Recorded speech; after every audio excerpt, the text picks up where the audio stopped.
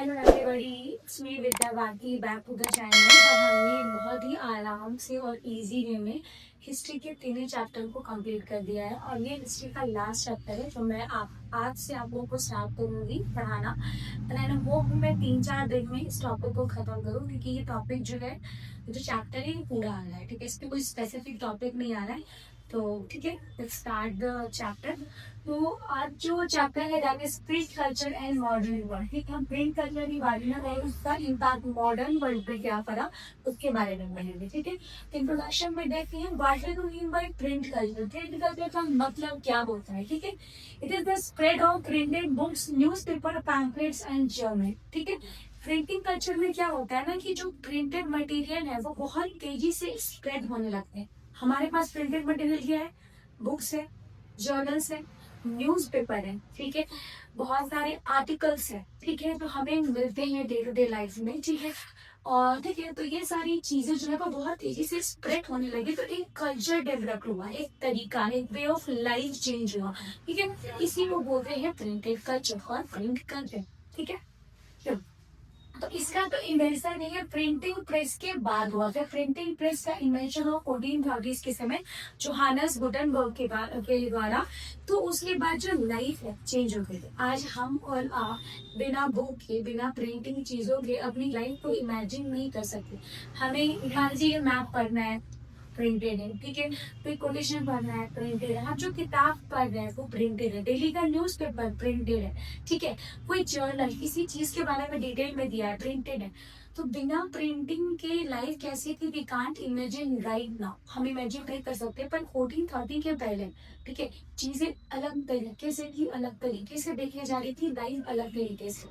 ठीक है, तो it spread idea, knowledge, reforms and nationalism.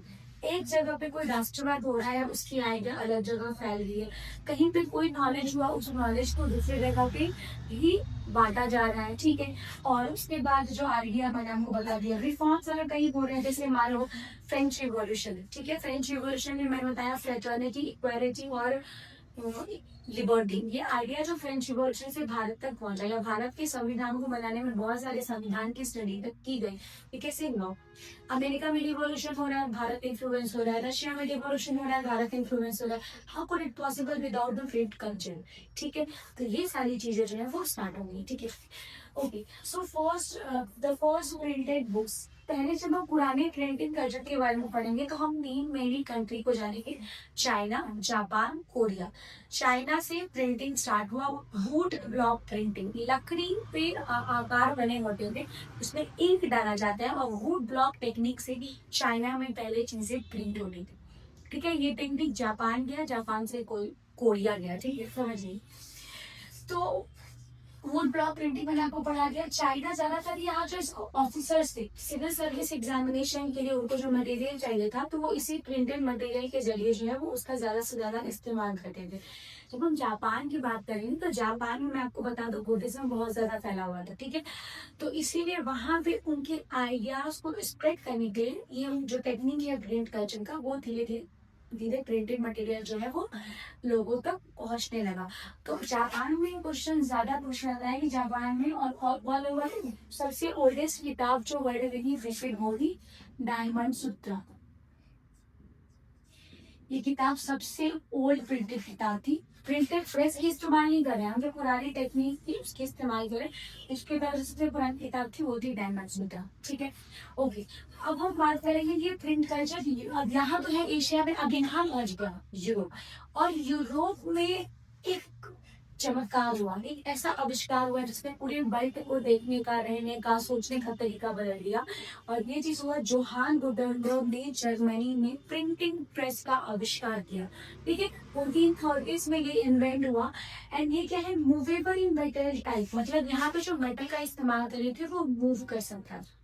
ठीक है, मूव हो सकता था, तो इससे आप एक जगह से दूसरी जगह लेके जा सकते थे। ठीक है, और इसका यूज करके सबसे पहले जो प्रिंटिंग बुक छापी गई थी वो थी बाइबल। तो देखिए क्वेश्चन 2 बन रहा है, सबसे पहले प्रिंटेड बुक प्रिंटेड बुक थी बाइबल, पुराने टेक्निक्स सबसे ओल्डेस्ट लिखा डायमंड सूत्रा, ये दोनों की क्वेश्चंस अलग अलग है। ये प्रिंटिंग प्रेस से छापी गई है, ये पुराने टेक्निक से बनी है, ठीक है। और ये जापान की है और ये यूरोप में, ठीक है।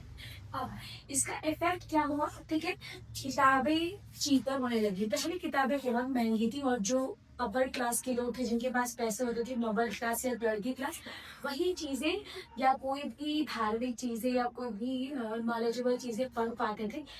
और जो लोअर क्लास के लोग थे वो उसको एक्सेस नहीं कर पाते, उनके पास पैसे नहीं थे। अब क्या, क्योंकि ये चीज छपने लगी तो वो चीज सप्लाई होने लगी और उसके दाम घट गए थे। इसका नियम होता है, सप्लाई इज वेरी मच, तो उसका प्राइस जो है वो घट जाता है।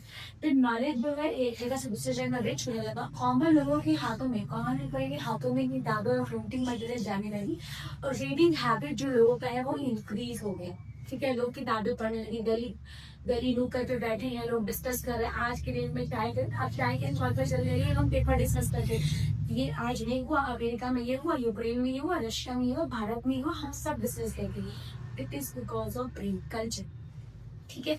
तो आई होप मैंने टॉपिक को और चैप्टर की शुरुआत में आपको चीजों को अच्छे से समझाया होगा। नेक्स्ट क्लास में मैं इसी के टॉपिक को आगे फर्दर जो है वो समझाऊंगी, ठीक है। तो फिर मिलते हैं कल और नेक्स्ट क्लास पे। Bye bye.